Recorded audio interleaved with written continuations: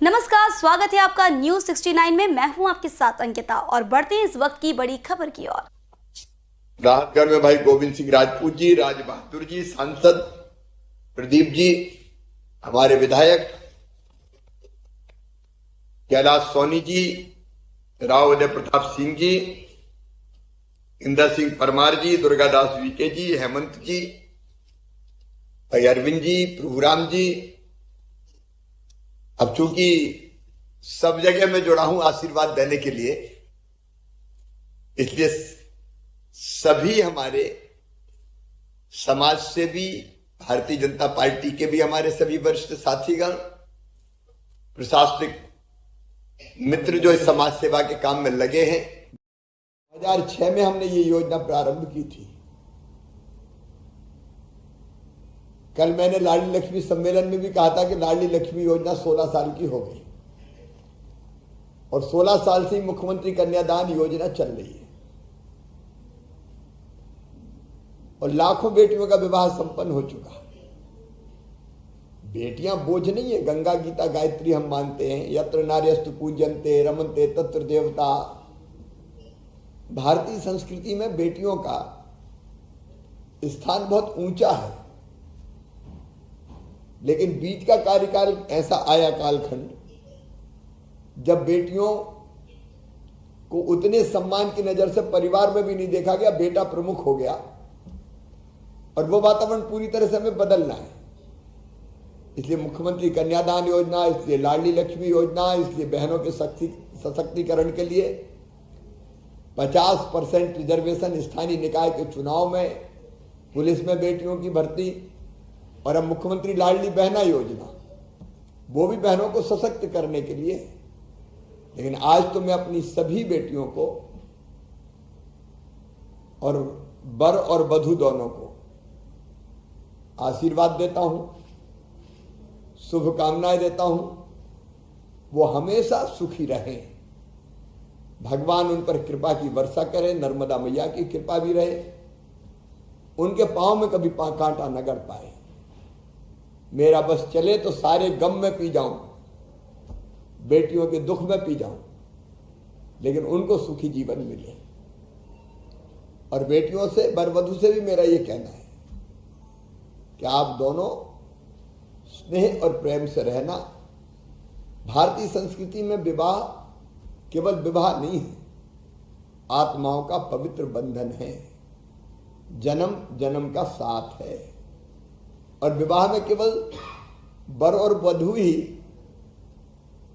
संबंधी नहीं बनते, दो परिवार जुड़ते हैं, समाज जुड़ता है। इसलिए दोनों परिवारों का ध्यान रखना, दोनों परिवारों का मान बढ़ाना और अपने नए परिवार में भी जाके प्रेम की, स्नेह की वर्षा करना। मैं बहुत बहुत शुभकामनाएं देता हूं। मामा की दुआएं लेती जाओ, जा तुमको सुखी संसार मिले। और मुख्यमंत्री कन्यादान योजना में अब हम सामान नहीं देते, क्योंकि पता नहीं किस बेटी को किस चीज की जरूरत है। इकट्ठे खरीद लाए और सब जगह रख दिए तो कई बार जरूरत है कि नहीं है। इसलिए यह सोचा कि बेटी खुद तय करे कि उसको क्या खरीदना है। और इसलिए अब 49,000 रुपए का चेक बेटियों को देते हैं ताकि वो अपनी मर्जी से सामान खरीद सके, एक छोटी गृहस्थी उसकी बच जाए। इसकी चिंता भारतीय जनता पार्टी की सरकार ने करने का ये प्रयास किया है। मैं एक बार फिर अपनी सभी बेटियों को बहुत बहुत आशीर्वाद और शुभकामनाएं देता हूं और मैं उन सबका आभारी हूं। अब खातेगांव में तो 501 जोड़े आज दाम्पत्य सूत्र बंधन में बंध रहे हैं। आशीष जी को, उनकी पूरी टीम को बहुत बधाई। केसला में भी 353 जोड़ों का विवाह है, तो भाभी विधायक जी और उनकी पूरी टीम को बहुत बधाई। चीचली नरसिंहपुर में 190,